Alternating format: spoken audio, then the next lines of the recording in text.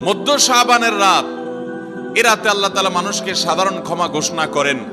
যাদের মনে হিংসা নাই, যাদের মনে মানুষের প্রতি বিদ্বেষ শত্রুতা নাই, এবং যারা শিরকে লিপ্ত না, এই মানুষগুলো ছাড়া বাকি মানুষগুলোকে মধ্য শাবানের রাত, যেটাকে আমরা শবে বরাত বলি, হাদিসের ভাষ্য শবে বরাত নয়, হাদিসের ভাষ্য হলো লাইলাতুন নিসফি মিন শাবান, সেই রাতে আল্লাহ রাব্বুল আলামিন বান্দাকে সাধারণ ক্ষমা ঘোষণা করেন। এটা একটা ভিন্ন বিষয়, কিন্তু বছরের সবচেয়ে শ্রেষ্ঠ রাত হলো লাইলাতুল কদর, যেই রাতে আল্লাহ তাআলা বান্দার ভাগ্য ঠিক করেন। এই রাতে যে ভাগ্য আল্লাহ নির্ধারণ করে থাকেন, সেই নির্ধারণটা যেন আমাদের অনুকূলে হয়, সেই নির্ধারণটা যেন আমাদের জন্য কল্যাণকর হয়। আল্লাহ যেন আমাদের ভাগ্যে ভালো কিছু লেখেন, খারাপ কিছু যেন না লেখেন।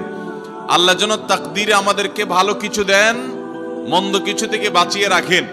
সেজন্য আমরা সবাই কামনা করি কি করি না?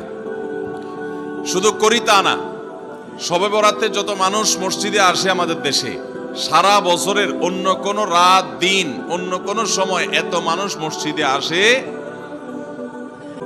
কারণ কি? শবে বরাতে মানুষ মসজিদে বেশি আসে কেন? কি কারণে আসে বলেন দেখি? সবচেয়ে বেশি মানুষ মসজিদে আসে কোন দিন? শবে বরাতে। কেন এই দিন বেশি আসে কেন? না একজন করে সিন্নি খাওয়ার জন্য? না, সিন্নি তো অন্য দিনও দেয়। এই রাতে বেশিরভাগ মানুষ মসজিদে যায় বা ইবাদত বন্দেগী করে যার যার মতে করে। বেশিরভাগ মানুষের ধারণা হলো যে এই রাতে ভাগ্য ঠিক হয়। যেহেতু ভাগ্য ঠিক হয়, ভাগ্য নির্ধারণ হয়, সেই জন্য এই রাতে মসজিদে যায়, ভিড় জমায়, যে একটা রাতে ইবাদত বন্দেগী করে যদি ভাগ্যটা নিজের অনুকূলে লিখে নেওয়া যায়, সারা বছরের ভালো কিছু লেখাই নেওয়া যায়, তাহলে তো সারা বছর ভালো থাকা যাবে। এই জন্য ওই একটা রাতে একটু বেশি ইবাদতবন্দি করার চেষ্টা করে। ঠিক না ঠিক? ভাইরা আমার, প্রথম কথা হলো ভাগ্য নির্ধারণ এই রাতে নয়, বরং লাইলাতুল কদরে হয়। দ্বিতীয় কথা হলো ভাগ্য নির্ধারণের জন্য একটা রাত মসজিদে গিয়ে ইবাদত বন্দেগী করলেই আমার ভাগ্য নির্ধারিত হয়ে যাবে বা ভাগ্য ভালো কিছু লেখা হয়ে যাবে ভাগ্যে, এরকম কোনো কথা কোরআন বা হাদিস থেকে পাওয়া যায়?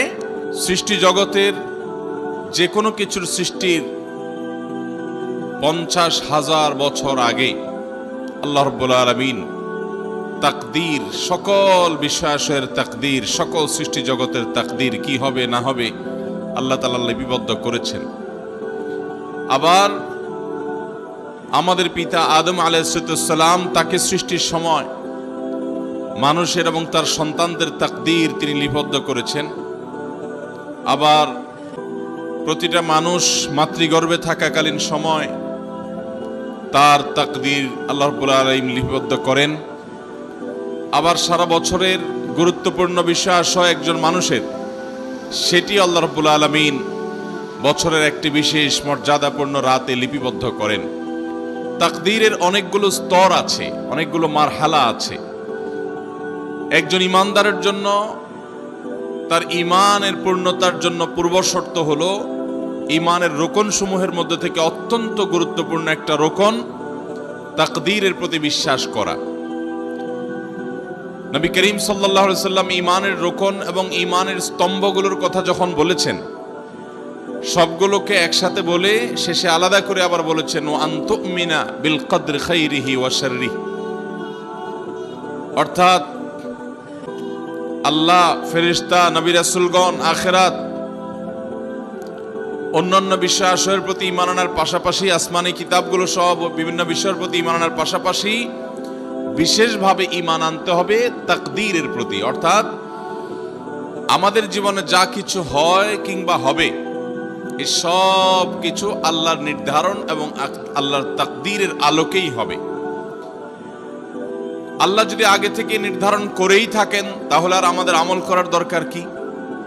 এই বহুল জিজ্ঞাসিত প্রশ্নের সবচেয়ে সরল এবং সঠিক জবাব হলো যে আল্লাহ রাব্বুল আলামিন আমাদেরকে তাকদীরের প্রতি ঈমান আনতে বলেছেন, আর কর্ম সম্পাদন করার ক্ষেত্রে আমাদের সাধ্যের সবটুকুন দিয়ে চেষ্টা করতে বলেছেন। যে আল্লাহ আমাদেরকে তাকদীরের প্রতি বিশ্বাস রাখতে বলেছেন, সে আল্লাহই আমাদেরকে আবার তাকদীরের দিকে তাকিয়ে বসে থাকতে নিষেধ করেছেন। তাকদীর শুধু ঈমান আনার জন্য, অর্থাৎ হবে সেটাই যেটা আল্লাহ তাআলা নির্ধারণ করে রেখেছেন, কিন্তু তাই বলে আমি হাত পা গুটিয়ে বসে থাকবো না, আমি আমার কাজ চেষ্টা অব্যাহত রাখবো।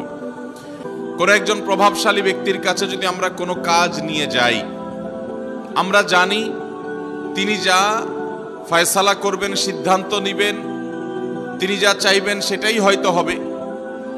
আল্লাহ চাহেন তো, বিষয়টা তার হাতে, অতএব এটা তার ইচ্ছার উপরে নির্ভরশীল।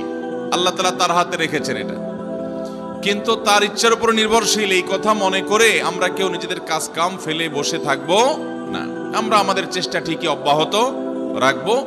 ঠিক একইভাবে আল্লাহ রাব্বুল আলামিন আমাদের জিন্দেগিতে আমরা কে কত বছর হায়াত পাবো, কে কি রিজিক ভোগ করব না করব, কার সাথে কার বিয়ে শাদী হবে না হবে, এই সব বিষয় আল্লাহ তাআলা ঠিক করে রেখেছেন এবং সেই তাকদীরের আলোকেই সবকিছু হবে। এটাকে আমরা একটা উপমা দিয়ে, দৃষ্টান্ত দিয়ে বুঝতে পারি। অনেক সময় অনেক অভিজ্ঞ চিকিৎসক, ডক্টর, তিনি তার রোগীর পুরোপুরি অবস্থা পর্যবেক্ষণ করে লিখে দেন যে এই রোগীর অবস্থা পর্যবেক্ষণ করে, পর্যালোচনা করে বোঝা যায় যে এই রোগী তিনি এতদিন হয়তো বাঁচবেন। যদিও মানুষের মৃত্যু কবে হবে সেটা একমাত্র আল্লাহই ভালো জানেন, কিন্তু ডাক্তার অনেক সময় একটা অনুমান করেন।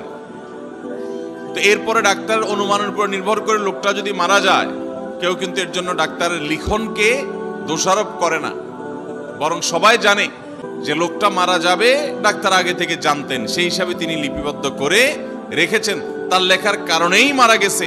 ব্যাপারটি সেরকম নয়। তাকদীরকে আমরা কিছুটা এই দৃষ্টান্তের সাথে মিলাতে পারি, পুরোপুরি না হলেও কিছুটা মেলাতে পারি। তারপরেও তাকদীরের এই বিষয়টি পরিপূর্ণভাবে, পূর্ণাঙ্গভাবে সব দিক থেকে আমরা এটাকে আয়ত্ত করে ফেলবো শুধু এটি নয়, আল্লাহর অনেক গুরুত্বপূর্ণ আদেশ নিষেধ আছে, অনেক বিষয় আছে যেগুলো আমরা সম্পূর্ণভাবে শতভাগ আয়ত্ত করে ফেলবো, এটা সম্ভব নয়।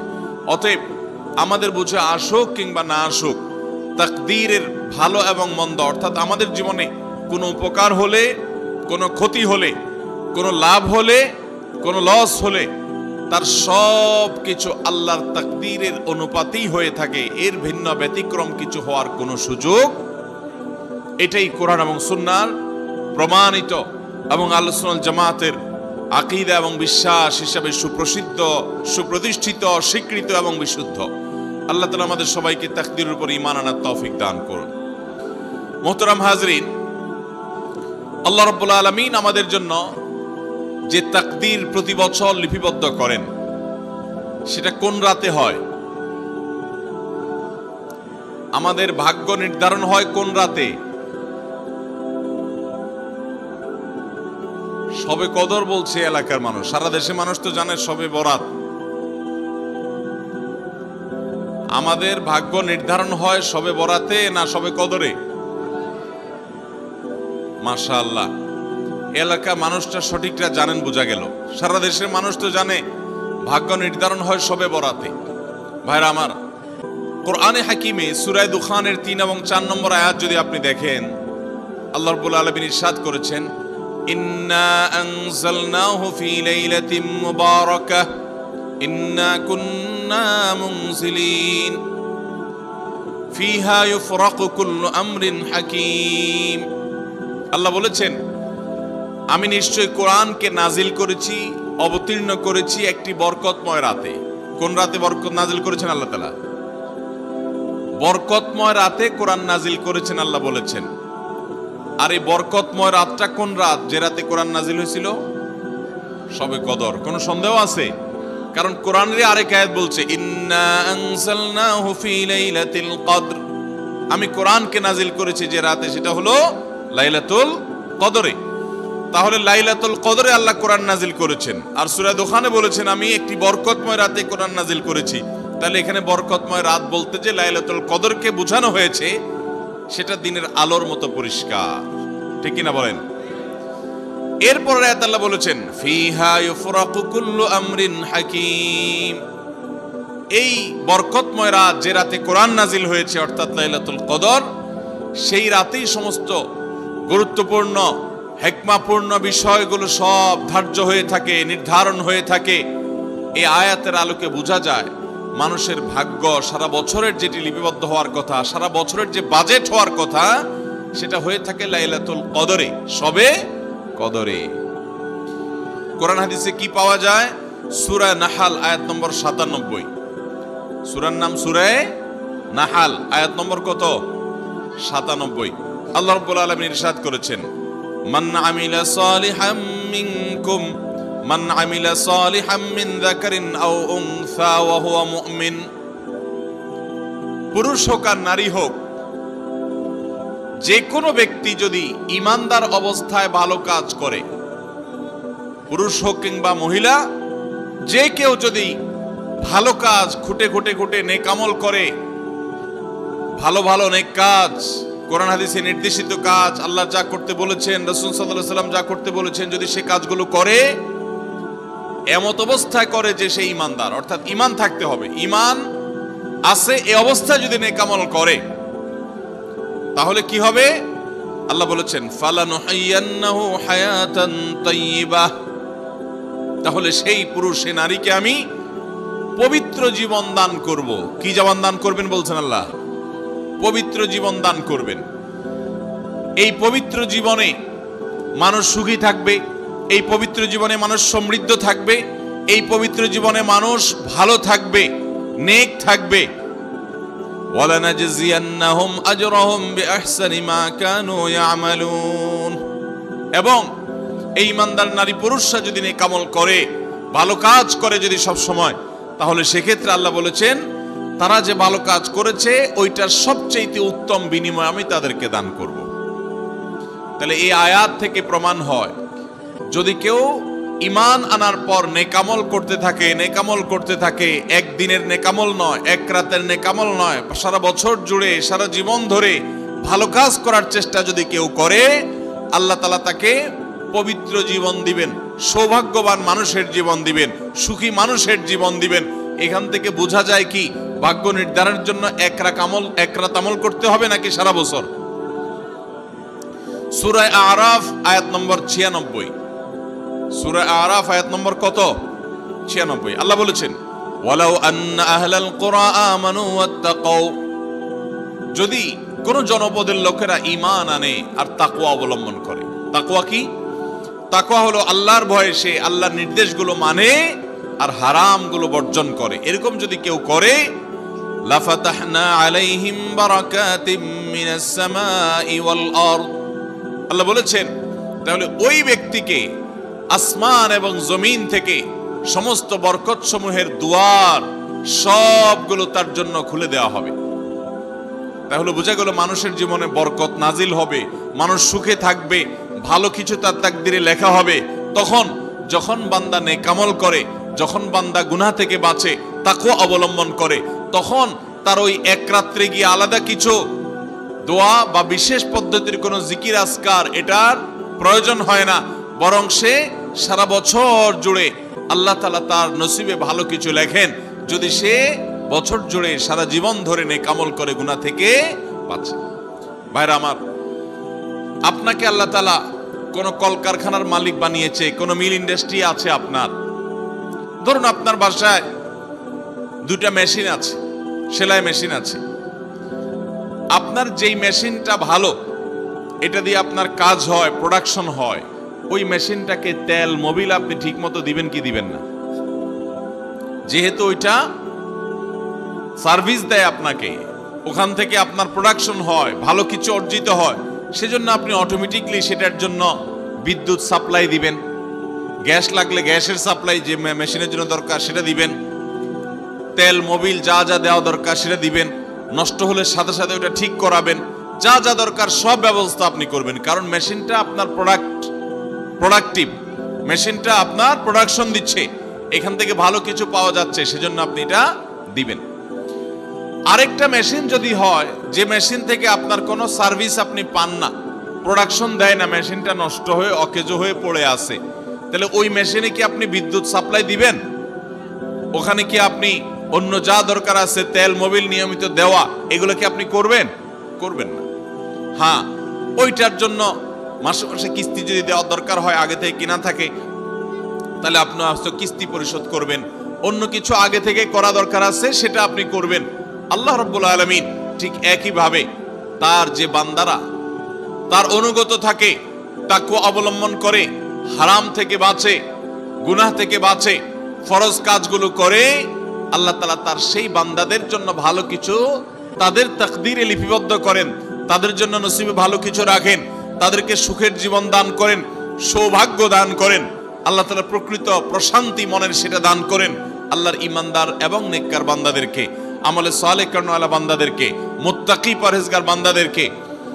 আর যারা আল্লাহর এই আনুগত্য করে না, যারা আল্লাহ রাব্বুল আলামিনের প্রতি ঈমান আনে না, যারা নেক আমল করে না, যারা তাকওয়া অবলম্বন করে না, এই মানুষগুলো তাদেরকে আল্লাহ তাআলা ওই দুনিয়াতে বেঁচে থাকার জন্য, দুনিয়া সিজনুল মুমিন ওয়া জান্নাতুল কাফির হাদিসে আসছে, দুনিয়া হলো ঈমানদারের জন্য জেলখানা, আর কাফিরের জন্য, ঈমানদারের জন্য হলো জেলখানা, আর কাফিরের জন্য জান্নাতের মতো যা খুশি করতে পারে। আল্লাহ তাআলা তাকে কিছু রিজিক দিয়ে বাঁচায় রাখেন, কিন্তু এই রিজিকের কোনো মূল্য আল্লাহর কাছে নাই। নবী করিম সাল্লাল্লাহু আলাইহি সাল্লাম বলেছেন, যদি দুনিয়া এবং দুনিয়ার মধ্যে যা কিছু আছে এগুলো যদি মাছির ডানার মতো মূল্য রাখতো, তো আল্লাহ তাআলা দুনিয়াতে আল্লাহর প্রতি অবিশ্বাসী কাউকে এক ঢোক পানিও পান করতে দিতেন না। এখান থেকে বোঝা গেল এই দুনিয়ার যত কিছু আমরা ভোগ করি, এগুলো আল্লাহ রাব্বুল আলামিনের কাছে এগুলো 2 পয়সার কোনো দাম নাই। বিশেষ করে যারা আখিরাতে বিশ্বাসী না, যারা আল্লাহর প্রতি ঈমান নাই, সে কাফেরদের জন্য এগুলো আল্লাহ তাআলা দিয়ে থাকেন, কারণ এগুলো সামান্য সময়ের ভোগ, অনন্ত অসীমকালের সুখ এবং দুনিয়ার প্রকৃত প্রশান্তি, এটা আল্লাহ শুধু তার ঈমানদার বান্দাদের জন্যই বরাদ্দ করে রেখেছেন। তো এই আয়াত থেকে, হাদিস থেকে বোঝা যায় যে ঈমানদাররা যখন নেক আমল করবে, তাদের জন্য আল্লাহ তাআলা নসিবে ভালো কিছু দিবেন, তাদের জন্য আল্লাহ তাআলা তাদের ভাগ্যে ভালো কিছু দিবেন, তাদের ভাগ্য সুপ্রসন্ন হবে। আর যদি কেউ বদামল হয়, তাহলে আল্লাহ রাব্বুল আলামিন তার জন্য প্রকৃত প্রশান্তি, আসল সুখের ঠিকানা, সেটা আল্লাহ তাআলা তাদেরকে কখনো দিবেন না। মুহতারাম হাজরিন, অতএব আমরা যদি চাই আমাদের ভাগ্যে ভালো কিছু লেখা হোক, তাহলে প্রথম কাজ করতে হবে, আমাদেরকে নেক আমল করতে হবে। ঈমান আনার পর কি করতে হবে? নেক আমল করতে হবে। আল্লাহ আমাদের সবাইকে সে তৌফিক দান করুন। ঈমান আনার পর ভালো কাজ করতে হবে, নেক আমল করতে হবে। আমরা যদি ঈমান আনার পর নেক আমল করি, ভালো কাজে লিপ্ত হই, তাকওয়া চর্চা করি, তাহলে আল্লাহ রাব্বুল আলামিন আমাদের ভাগ্যে ভালো কিছু রাখবেন। এই ব্যাপারে একজন ঈমানদারের ঈমান মজবুত থাকতে হবে। আরেকটা উপমা নেই আমরা, সামনে বাচ্চারা প্রচুর হইচই করছে, আশেপাশে হইচই করছে, আপনাদের কোনো ভলান্টিয়ার আছে?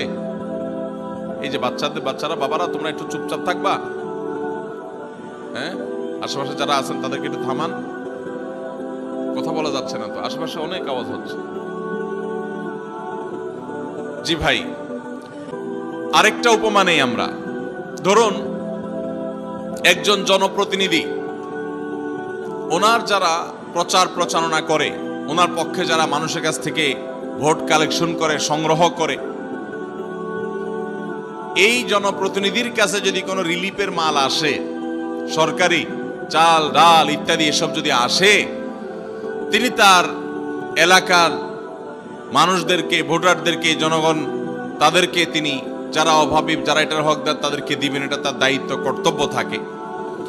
যদি তার কোনো আগে থেকে তার দলের কোনো কর্মী থাকে, নির্বাচনের সময় তার অনুগত কোনো মানুষ থাকে যে তার পক্ষে কাজ করছে অনেক বেশি, তো এই লোকটার যদি রিলিফের দরকার হয়, সে কি ওই চেয়ারম্যান সাহেবের কাছে আর জনপ্রতিনিধির কাছে ধর্ণা দিয়ে আলাদা পিছনে আপনার লাইন ধরে ঘুরতে হবে? তার অটোমেটিক তাকে দেয়া হবে, কারণ সে আগে থেকেই তার লোক। অতএব অন্য 10 জন যদি পায়, এই লোক বরং তারও আগে পাবে। ঠিক একইভাবে যে সারা বছর জুড়ে নেক আমল করে, তাকওয়া অবলম্বন করে, গুনাহ থেকে বাঁচে, আল্লাহর আনুগত্য করে, আল্লাহর আদেশ নিষেধগুলো মেনে চলে, 5 ওয়াক্ত নামাজ পড়ে, হালাল হারাম বাজ বিচার করে চলে, আল্লাহর ভয় অন্তরে লালন করে, ওই আল্লাহর বান্দাকে আল্লাহ যখন ভাগ্য লিপিবদ্ধ করবেন, আল্লাহ যখন বাজেট ঘোষণা করবেন, তখন আল্লাহ তাআলা তার সেই ঈমানদার, সেই মুত্তাকি বান্দার জন্য বাজেট রাখবেন ভালো, এটা তো বলার অপেক্ষা রাখে। অতএব ভাগ্য সুপ্রসন্ন হওয়ার জন্য, ভাগ্যে ভালো কিছু লেখা হওয়ার জন্য এক রাতের ইবাদত নয়। এই সমস্ত আয়াত, হাদিস, উপমা থেকে আমরা বুঝাবার চেষ্টা করছি যে আমাদেরকে করতে হবে সারা বছর জুড়ে ভালো কাজের চর্চা, নেক আমলের চর্চা। তাহলে আমরা নেক আমলের মাধ্যমে আল্লাহ রাব্বুল আলামিনের কাছ থেকে ভালো কিছুর ফয়সালা পাবো ইনশাআল্লাহ। মুহতারাম হাজিরিন, আমরা অনেকে দোয়ার জন্য অনেক অস্থির হই, পেরেশান হই যে অমুক হুজুর যেন আমার জন্য একটু দোয়া করে দেন, ইমাম সাহেব আমার জন্য একটু দোয়া করে দেন। বড় কোনো আলেম পাইলে আমরা দোয়ার জন্য অনেক চেষ্টা করি যে ভাই আপনি একটু আমার জন্য দোয়া করে দেন। এটা ভালো, এটা খারাপ কিছু না। আমরা যারা এক রাতে আমল ইবাদত করে আমাদের ভাগ্যের ভালো কিছু লেখানোর জন্য চেষ্টা করি, আমি সেই ভাইদেরকে বলতে চাই, সারা দুনিয়ার সমস্ত ভালো মানুষ, সকল নেক মানুষ, এমনকি মক্কা মদিনার ইমাম সাহেবরা, হারামাইনের ইমাম খতিবগণ, সারা দুনিয়ার সকল আল্লাহওয়ালা নেককার এবং ভালো মানুষ যারা আছেন, আব্দে সালেহ যারা আছেন, আল্লাহর ওলি যারা আছেন, তাদের সবার দোয়া আমরা পাইতে চাই। একটা সহজ উপায় আছে, সেটা কি? এই এতক্ষণ যেটা বললাম, অর্থাৎ আপনি যদি নিজেকে ভালো মানুষ হিসাবে গড়ে তোলার জন্য চেষ্টা করেন, আপনি 5 ওয়াক্ত নামাজ পড়বেন, আল্লাহর হুকুম মতো চলবেন, আপনি হারাম থেকে বাঁচার জন্য সংগ্রাম যুদ্ধ চালাবেন, আপনি হক হালালি চলার চেষ্টা করবেন, আপনি তাকওয়ার উপরে চলার চেষ্টা করবেন। যদি আপনি এটা করেন তাহলে অটোমেটিকলি সারা দুনিয়ার সমস্ত নেককার মানুষদের দোয়া একবার না, বারবার বারবার হাজার হাজার লক্ষ লক্ষ বার আপনি পেতে থাকবেন। কিভাবে? আমরা নামাজের মধ্যে আত্তাহিয়াতু পড়ি কি পড়ি না? এই আত্তাহিয়াতুর মধ্যে একটা কথা আছে, আসসালামু আলাইনা ওয়া আলা ইবাদিল্লাহিস সালিহিন। এর অর্থ কি? এর অর্থ হলো, হে আল্লাহ, নামাজের মধ্যে নামাজরত অবস্থা দোয়া, এখানে দোয়া করছে মুসল্লি, হে আল্লাহ আসসালামু আলাইনা, আল্লাহ আমার প্রতি শান্তি বর্ষিত হোক, আমাদের প্রতি শান্তি বর্ষিত হোক, ওয়া আলা ইবাদিল্লাহিস সালিহিন, এবং আল্লাহর যত নেককার বান্দা আছে সারা পৃথিবীতে, সারা দুনিয়াতে যত নেককার বান্দা আল্লাহর আছে, যারা ভালো কাজ করার চেষ্টা করে, যারা হক হালালি চলার চেষ্টা করে, যারা হারাম উপার্জন করে না, যারা হারাম জিনিস দেখে না, হারাম জিনিস ধরে না, হারাম খায় না, হারাম কথা বলে না, হারাম জায়গায় যায় না, হারাম কাজ করে না, 5 ওয়াক্ত নামাজ পড়ে, যাকাত ফরজ হলে যাকাত দেয়, হজ ফরজ হলে হজ করে, রমজান আসলে রোজা রাখে, সকল ফরজ কাজগুলো করে, এক কথায় কোরআন হাদিসকে মেনে চলার চেষ্টা করে যারা, তার জীবনের অক্ষরে অক্ষরে প্রতিটা পদক্ষেপে, এদেরকে বলা হয় নেককার বান্দা। নামাজে আত্তাহিয়াতে প্রত্যেকটা মুসল্লি সারা পৃথিবীর সমস্ত প্রান্ত থেকে আল্লাহর কাছে দোয়া করে, আসসালামু আলাইনা ওয়া আলা ইবাদিল্লাহিস সালিহিন, আল্লাহ আমাদের প্রতি তো শান্তি বর্ষিত করবেনই, সেই সাথে আপনার নেককার বান্দা যারা আছেন, যা সারা দুনিয়াতে, এই সকল নেককার বান্দাদের প্রতি আপনি শান্তি বর্ষিত করেন। এই দোয়া প্রত্যেকটা মানুষ নামাজের মধ্যে করে কি করে না? তাহলে আপনি যদি নিজেকে নেককার বান্দা হিসাবে শামিল করতে পারেন, আপনি যদি নিজেকে আল্লাহর হুকুম এবং আল্লাহর আনুগত্য কর্ণওয়ালা মানুষ হিসাবে গড়ে তুলতে পারেন, তাহলে অটোমেটিকলি আপনি সারা দুনিয়ার সমস্ত নেককার মানুষদের দোয়া পেয়ে যাবেন। আল্লাহ আমাদের সবাইকে সে তৌফিক দান করুন। ভাইরা আমার, নেককারদের জন্য অটোমেটিকলি দোয়া হয়। শুধুমাত্র আল্লাহর নেককার বান্দা মানুষরা না, ফেরেশতারা দোয়া করে। আল্লাহর সকল নেককার মানুষদের দোয়া আমরা অটোমেটিক পাবো। তাহলে আমাদের ভাগ্যে যেন ভালো কিছু লেখা হয়, তার জন্য আমাদের যে আমলটা করতে হবে তা হলো আমলে সালেহ। সারা বছর জুড়ে, সারা জীবন জুড়ে আমাদেরকে খুঁটে খুঁটে খুঁটে কোনটা কোনটা ভালো কাজ সেগুলো করার চেষ্টা করতে হবে, কোনটা কোনটা খারাপ কাজ, গুনাহের কাজ, সেগুলো থেকে বাঁচার চেষ্টা করতে হবে। তাহলে আমাদের ভাগ্যে ভালো কিছু লেখা হবে ইনশাআল্লাহ। তাহলে এটা একটা আমল পেয়ে গেলাম যেটার মাধ্যমে আমাদের ভাগ্যে ভালো কিছু লেখা হবে। আমলটা হলো কি? সারা বছর জুড়ে, সারা জীবন জুড়ে আমাদেরকে খুঁটে খুঁটে আল্লাহর হুকুম কোনটা সেটা মানতে হবে, আল্লাহ কোনটা নিষেধ করেছেন সেটা থেকে বেঁচে থাকতে হবে। এই কাজ যদি অব্যাহত রাখি, আমাদের নসিবে ভালো কিছু এমনিই হবে ইনশাআল্লাহ। নাম্বার 2, সহিহ বুখারীর একটি হাদিস থেকে আমরা আমাদের নসিবে ভালো কিছু আল্লাহ তাআলা লিপিবদ্ধ করবেন এরকম একটি আমলের কথা আমরা জানি। সকল সাধারণ নেক আমলের মধ্যে সেটা শামিল আছে, এটাকে আলাদা করে নবী সাল্লাল্লাহু আলাইহি সাল্লাম বলেছেন। সেটা কি? তিনি বলেছেন, মান সাল্লাহু আইয়ুবসাতা লাহু ফি রিজকিহি আও ইউনসা লাহু ফি আথারিহি ফালইয়াসিল রাহিমাহ লাহু আইয়ুবসাতা লাহু ফি রিজকিহি আও ইউনসা লাহু ফি আথারিহি। যে ব্যক্তি চায় তার রিজিককে প্রশস্ত করে দেওয়া হোক, তার রিজিকে বারাকা দেওয়া হোক এবং তার হায়াত বৃদ্ধি করে দেওয়া হোক, এটা যে চায়, ফালইয়াসিল রাহিমা, সে যেন তার রক্ত সম্পর্কীয় আত্মীয়দের সাথে সুসম্পর্ক বজায় রাখে, সে যেন তার রক্ত সম্পর্কীয় আত্মীয়দের সাথে সম্পর্ক সবসময় জুড়ে রাখে, সম্পর্ক যেন ভালো রাখে, তাদের সাথে সম্পর্ক যেন ছিন্ন না করে। তাহলে সেক্ষেত্রে তার হায়াত এবং তার রিজিকের মধ্যে বরকত দেয়া হবে, কল্যাণ দেয়া হবে, লিপিবদ্ধ করা হবে, এই ফয়সালা তার জন্য করা হবে। এই হাদিস থেকে বোঝা যায় যে আমাদের হায়াত, আমাদের রিজিকের মধ্যে বরকত হবে, কল্যাণ হবে, ভাগ্যে নসিবে ভালো কিছু আল্লাহ তাআলা দিবেন যদি আমরা রক্ত সম্পর্কীয় আত্মীয়দের সাথে সুসম্পর্ক বজায় রাখি। আজকাল আমাদের সমাজে অনেক মানুষ আছেন যে নামাজ রোজা করেন, ওয়াজ মাহফিলে যান, কোরআন তেলাওয়াত করেন, জিকির আজকার তাসবিহ তেলাওয়াত করেন, কিন্তু নিজের রক্ত সম্পর্কে আত্মীয়দের সাথে সম্পর্ক ভালো নাই। আছে না নাই? আপনার আত্মীয় যদি নিজে থেকে সম্পর্ক ছিন্ন করে চলে যায় তাহলে তো আর আপনার দোষ নাই, কিন্তু আপনি নিজে থেকে কখনো আপনার রক্তের যে আত্মীয়, যাদের সাথে রক্তের সম্পর্ক আছে, এরকম কারোর সাথে সম্পর্ক ছিন্ন করতে পারবেন না। এটা হারাম। নবী করিম সাল্লাল্লাহু আলাইহি সাল্লাম বলেছেন, মান ওয়াসালাহুল্লাহ ওয়া মান কাতাআহুল্লাহ। যে ব্যক্তি আত্মীয়তার সম্পর্ককে রক্ষা করবে, আল্লাহ তাআলা তাকে রক্ষা করবেন। যে আত্মীয়তার সম্পর্ক ছিন্ন করবে, তাকে ত্যাগ করবে, আল্লাহ তাআলা ওই ব্যক্তিকে ছিন্ন করবেন। এই জন্য আত্মীয়তার সম্পর্ক রক্ষা করা এটা আমাদের ভাগ্য সুপ্রসন্ন হওয়ার অন্যতম মাধ্যম। আত্মীয়তার সম্পর্ক রক্ষা করা বলতে কাদের সাথে সম্পর্ক বজায় রাখতে হবে? যাদের সাথে রক্তের সম্পর্ক আছে আপনার। তারা কারা? আপনার শরীরে আপনার বাবার রক্ত আছে, রক্ত সম্পর্কীয় আত্মীয়। আপনার বাবার সাথে আপনার ব্লাডের কানেকশন আছে, আপনার মায়ের সাথে আপনার ব্লাডের কানেকশন আছে, এবং মায়ের সাথে ব্লাডের কানেকশন থাকার কারণে মায়ের দিককার আত্মীয় আপনার মামা, আপনার খালা, আপনার নানা নানি, তারা হলো আপনার রক্ত সম্পর্কীয় আত্মীয়। ঠিক একইভাবে আপনার বাবার দিককার রক্ত সম্পর্কে আত্মীয় হলেন আপনার দাদা দাদি, আপনার চাচা, আপনার ফুফু, এবং চাচাতো ভাই বোন, ফুফা না ফুফু, যিনি তার রক্ত আপনার বাবার রক্ত এক, সেজন্য তারা রক্তের আত্মীয়। ভাই বোন তো আছেই।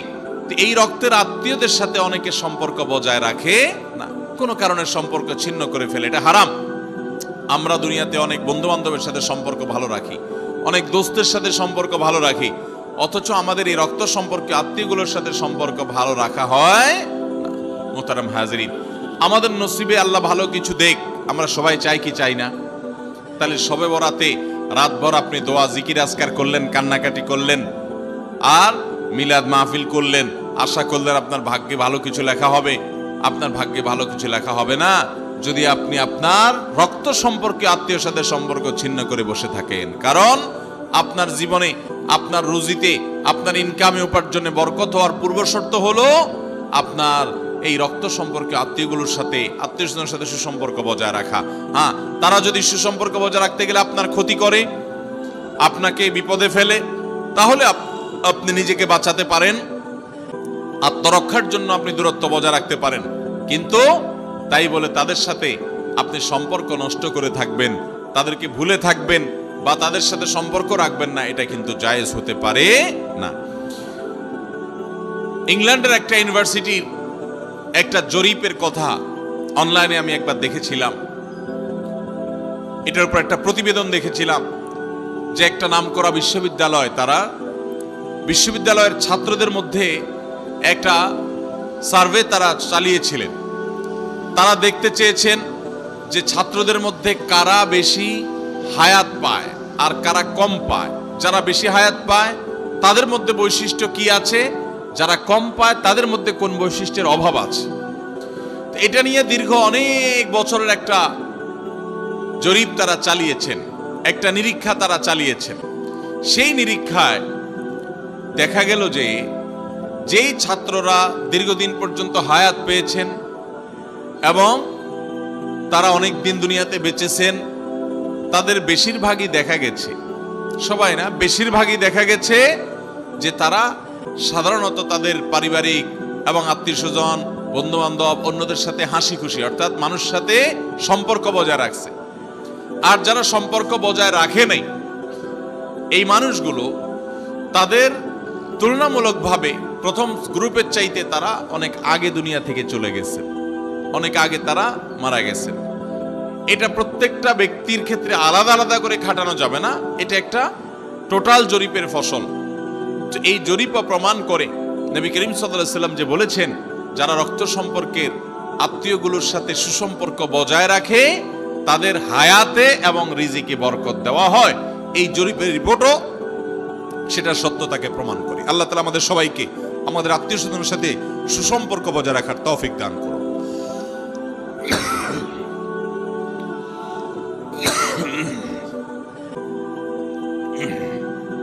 তাহলে আমাদের ভাগ্যে যেন ভালো কিছু লেখা হয়, ভাগ্য যেন সুপ্রসন্ন হয়, সেজন্য আমরা দ্বিতীয় আমলও পেয়ে গেলাম। নাম্বার 3, বান্দার ভাগ্য এবং নসিবে ভালো কিছু যেন হয়। মন্দ কোনো কিছু যদি আল্লাহ না করুন কারণ নসিবে লেখা থাকে, সেটা যেন দূর হয়, সেটা যেন তার ক্ষতি না করে, এবং আল্লাহ রাব্বুল আলামিন যেন সেই ফয়সালা বান্দার উপরে কার্যকর না করেন। সেজন্য তৃতীয় আমল হলো দোয়া। কারণ এই মর্মে মুস্তাদরাকে হাকিমের একটি দোয়া আছে, হাদিস আছে, যে হাদিসে নবী সাল্লাল্লাহু আলাইহি ওয়াসাল্লাম বলেছেন, লা ইয়ারুদ্দু তাকদীর ইল্লা দুআ। তিরমিজিতে একই হাদিস আসছে, ভাষ্য ভিন্ন, লা ইয়ারুদ্দুল কাদা ইল্লা আদ-দুআ। বান্দার তাকদীর, বান্দার ভাগ্য, এটা কোনো কিছু পরিবর্তন করতে পারে না। অন্য এক হাদিসে আসছে, আল্লাহ যা ফয়সালা করেন সেটা আর পরিবর্তন করেন না। তবে এই হাদিস থেকে একটা এক্সেপশন পাওয়া যায়, সেটা হলো যদি কেউ আল্লাহ তাআলার কাছে কায়মন বাক্যে দোয়া করতে পারে, দোয়ার হক আদায় করে যদি দোয়া করতে পারে, তাহলে এই দোয়া আল্লাহ রাব্বুল আলামিনের তাকদীরকে পর্যন্ত তার জন্য পরিবর্তন করে দেওয়া হয় দোয়ার মাধ্যমে। আল্লাহ তাআলা আমাদেরকে সবাইকে সেভাবে দোয়া করার তৌফিক দান করুন। আমরা চেষ্টা করব তো ইনশাআল্লাহ। তাহলে তৃতীয় আমল আমরা পেয়ে গেলাম, সেটা হলো দোয়া। আল্লাহ তাআলার কাছে যদি কেউ চোখের পানি ফেলে দোয়া করে, আল্লাহ আপনি আমার নসিবে যদি খারাপ কিছু লেখাও থাকে সেটা থেকে আপনি আমাকে উদ্ধার করেন। যদি কেউ দোয়ার হক আদায় করে দোয়া করতে পারে, দোয়া কবুলের জায়গাগুলোতে দোয়া করতে পারে, যথাযথভাবে দোয়া করতে পারে, দোয়ার শর্ত পূরণ করে দোয়া করতে পারে, কায়মন বাক্যে দোয়া করতে পারে, চোখের পানি ফেলে দোয়া করতে পারে, দোয়া এত বড় অস্ত্র, দোয়া এত বড় মাধ্যম, দোয়া এত বড় একটা উপায় যে এটা দিয়ে আল্লাহর লিখন, আল্লাহর তাকদীর, এটা আল্লাহর কাছ থেকে পরিবর্তন করিয়ে আনা যায় এই দোয়ার মাধ্যমে। অথচ এই দোয়াও আমরা বেশি মানুষ করতে পারি না। আমরা হুজুরদের দিকে চায় থাকি যে হুজুরদের সাথে আমরা শুধু আমিন আমিন বলবো, নিজেরা আল্লাহর কাছে দোয়া করবো এটা আমরা জানি না। অথচ আল্লাহ বলেছেন, উদউনি আস্তাজিব লাকুম, তোমরা আমার কাছে দোয়া করো, আমি তোমাদের দোয়া কবুল করব। অতএব ভাইরা আমার, আমরা আল্লাহ রাব্বুল আলামিনের কাছে আমাদের ভাগ্যে যেন ভালো কিছু লেখা হয়, সেজন্য আল্লাহর কাছে বেশি বেশি করে দোয়া করব। এবং আমাদের তাকদীরে যদি কোনো ক্ষতিকর কিছু থাকে তো সেটা যেন আমাদের ক্ষতি না করে আল্লাহ রাব্বুল আলামিন যেন আমাদের প্রতি রহম করেন, এই মর্মে আমরা যদি দোয়া করি তো দোয়ার মাধ্যমে আল্লাহ তাআলা তাকদীরও পরিবর্তন করে। অবশ্য তাকদীরের মধ্যে দুইটা প্রকার আছে, একটা তাকদীরে মুবরাম আর একটা তাকদীরে গায়রে মুবরাম। তাকদীরে গায়রে মুবরাম যেটা, সেটা তাকদীর দোয়ার মাধ্যমে ফয়সালা আল্লাহ পরিবর্তন করেন।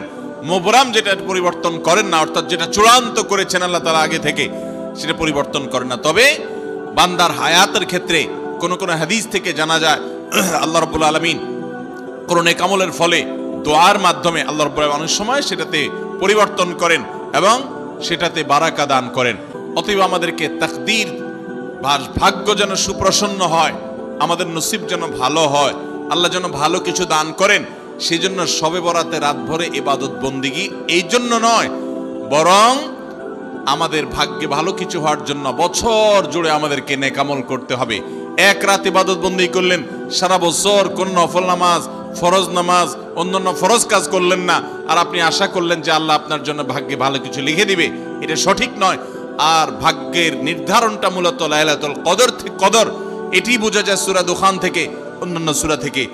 অতএব আমাদের সবাইকে আমাদের ভাগ্যে ভালো কিছু লেখার জন্য বেশি বেশি আমাদের 5 ওয়াক্ত ফরজ নামাজ সহ আল্লাহর সমস্ত ফরজ বিধানগুলো মেনে চলতে হবে, হারাম এবং গুনাহের কাজগুলো থেকে বেঁচে চলতে হবে, এবং সেই সাথে আমাদের সবাইকে বেশি বেশি করে, বিশেষ করে নেককারদের কাতারে শামিল হতে হবে। আমি যত বেশি নেককার হতে পারবো, ওই যে নামাজে আত্মেহাতের মধ্যে নেককারদের দোয়া পাবো, আমার প্রতি শান্তি আল্লাহর এমনি বর্ষিত হবে। এবং দ্বিতীয় আমল হলো বেশি বেশি করে আত্মীয় স্বজন, রক্ত সম্পর্কীয় যারা, তাদের সাথে বিশেষভাবে সুসম্পর্ক বজায় রাখতে হবে। সম্পর্ক নষ্ট করা যাবে না, সম্পর্ক ছিন্ন করা যাবে না। এবং তৃতীয় আমল হলো বেশি বেশি দোয়া করতে হবে। এই তিনও আমল যখন আমরা একযোগে চালাবো, একদিক থেকে সাধারণ সব নেক আমল করব, বিশেষভাবে আমি আত্মীয় স্বজনের সাথে সুসম্পর্ক বজায় রাখার চেষ্টা করব, এবং আল্লাহর কাছে দোয়ার আমলটা বেশি বেশি করব, বরকত নাজিল হওয়ার মতো কাজগুলো বেশি বেশি করব, ইনশাআল্লাহ আল্লাহ রাব্বুল আলামিন আমার নসিবে ভালো কিছু দিবেন এবং মন্দ কিছু থেকে আমাকে বাঁচাবেন। নবী করিম সাল্লাল্লাহু আলাইহি সাল্লাম আল্লাহর কাছে দোয়া শিক্ষা দিয়েছেন, আল্লাহুম্মা ইন্নী আউযু বিকা মিন দারকিল বালা, আল্লাহুম্মা ইন্নী আউযু বিকা মিন সুইল কাদা। আল্লাহ, আপনার কাছে আমার ভাগ্যের ক্ষতি থেকে আমি আপনার কাছে পানা চাই। অর্থাৎ আমার তাকদীরে, কাজার মধ্যে যদি কোনো ক্ষতিকর কিছু আপনি লিখে থাকেন, তাহলে সেই সুউল কাজা, এটা থেকে আমি আপনার কাছে পানা চাই।